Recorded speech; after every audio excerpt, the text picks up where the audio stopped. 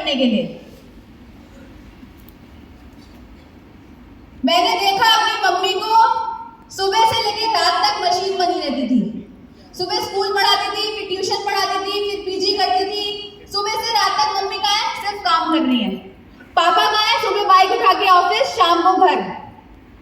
बहुत ज्यादा स्ट्रगल भरी जिंदगी थी, लेकिन हम लोगों को खुश रखने के लिए वो स्ट्रगल कर रहे थे।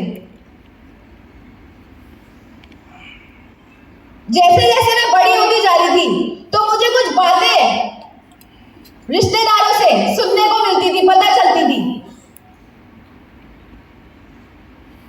क्या होता है भारत के अंदर, हर कोई चाहता है कि हमारे घर में ना बेटा है, लेकिन मुझे कुछ रिश्तेदारों से ये बात पता लगी कि जब तू होने वाली थी तो तेरे पापा ने तेरी मम्मी से कह दिया था कि अगर लड़की ना हुई तो मैं तुझसे बात नहीं करूंगा।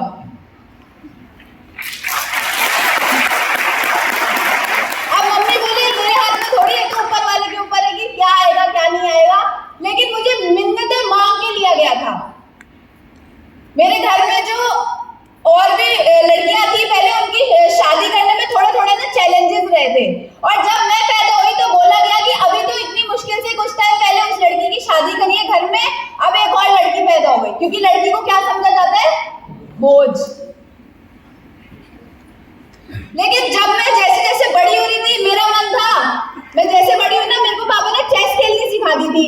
स्कूल में चेस कंपटीशन हुआ, मैं जाके चेस खेलने लगी, मेरे को अच्छा लगा। वहां भी स्टेट नेशनल लेवल तक गई। थोड़ी सी और बड़ी हुई, मन करा मैराथन दौड़ लूं, तो दौड़ना चालू कर दिया, एथलीट बन गई।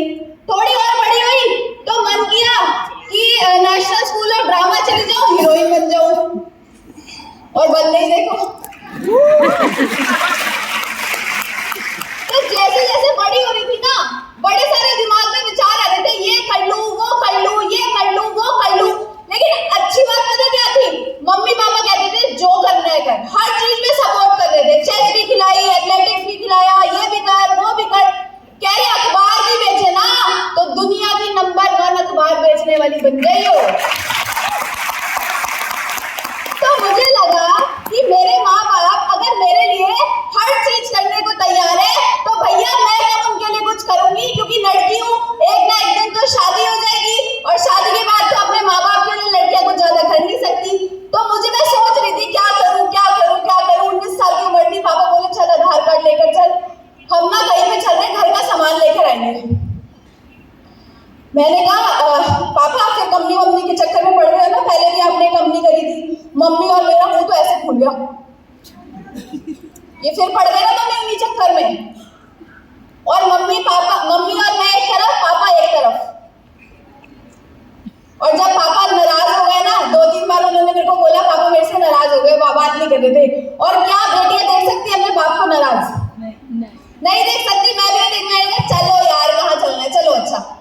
तो पापा के साथ मैं चली गई और मोदी के ऑफिस में पहुंच गई। वहां से कुछ सामान खरीदा, बहुत बढ़िया, अच्छा लगा, यूज कर लिया, मजा आया। सहेली के घर गई। अब मैं आपको बताती हूँ सच्चाई, जब आप कुछ चाहते हो ना शिद्दत से कि आप कुछ करो अपनी जिंदगी में, अपने लिए, माँ बाप के लिए कुछ चाहत रखते हो, तो भगवान ना इशारे फेंकता है। तो एक दिन क्या हुआ, दोपहर का टाइम था, अपनी सहेली के घर चली गई। वो बोली बहन तुमने ना चेहरे पे क्या लगाई थी, स्किन बड़ी अच्छी लग रही है। मैंने कहा यार वो पापा है ना, मोदी के शोदी के चक्कर है, कंपनी आई है उसके चक्कर में पड़ गए हैं, और बोल रहे हैं कि तू इसको कर, बिजनेस को कर। मैंने कहा बहन बिजनेस तो मैंने करना नहीं, लेकिन बस सामान यूज कर लिया था। कह रही चल सब बात छोड़, मेरे लिए मंगवा दियो। मैंने कहा क्या बोली? कह रही मेरे लिए मंगवा दियो। कह रही कितने का है? मैंने कहा 200 का, मुझे पड़ा था 150 का। मैंने जाके क्या किया, भेड़ पैड़ घर भागी, और फिर वहां से 200 रुपये, मतलब उसको फेस वॉश दिया, 200 रुपए से लिए, 150 रुपए दिए। पापा को लागत तो पापा की थी, 50 रुपए रखे जेब में, बड़ा मजा आया। अब समझ में आ गया कि जब यूज करने से अक्षय तुझे 50 रुपए आ गए, जब तू सच में जाके लोगों को बताएगी तो तेरा तो बिजनेस बढ़ेगा, तेरे से तो लोग खरीदेंगे, तेरा तो बिजनेस कमाल का हो जाएगा। फिर क्या किया, ऐसे सेमिनार में आके बैठ गई। अब सेमिनार में क्या होता है, क्या होता है, ये एनर्जी यहां से चढ़ के पूरे ऊपर तक, यहाँ दिमाग में घुस जाती है। लगता है अब तो मोदी केयर मोदी केयर होगा, अब तो मोदी केयर के झंडे गाड़ देंगे, अब तो मोदी केयर मेरे दिमाग में भी दिन रात क्या चलता था, मोदी केयर। जैसे आप आज यहाँ पे कुछ सितारों को सुनेंगे, ऐसे मैं भी कुछ सितारों को सुन के आ गई थी, बड़ा सेमिनार अटेंड करके आ गई थी, मेरे में भी मोदी केयर का भूत चढ़ गया। गई लोगों के पास, और जैसे ही लोगों के पास गई ना, जैसे ही पहुंची उनके घर पे, वहां दरवाजे पे लोग आधार कार्ड लेके खड़े हुए थे। अरे हंस रहे हो? 11 साल पहले ऐसा ही हुआ था। जैसे ही मैं पहुंची ना उनके गेट पे, वो Aadhaar card, PAN card, cancel cheque और 5,000 रुपया जेब में लेके खड़े हुए थे। लो मैडम मेरी आईडी लगा दो। आपके साथ भी ऐसा ही होता है ना? नहीं, भगा दिया था। बोला पागल हो गई है क्या? ये सारे काम हमने करके छोड़ दिए। ये बेकार के काम है, इन चक्करों में कुछ नहीं पड़ा। तू पढ़ ले, लिख ले, तेरी अच्छे घर में शादी हो जाएगी। तू क्या ये साबुन तेल बेच रही है? पता है बेटा क्या होता है? जो ऊपर आईडी होती है ना जिसकी, वो कमाता है। बाकी सब तो ना ऐसे ही लगे रहते हैं, सिर्फ यूज करने में, कुछ नहीं होता।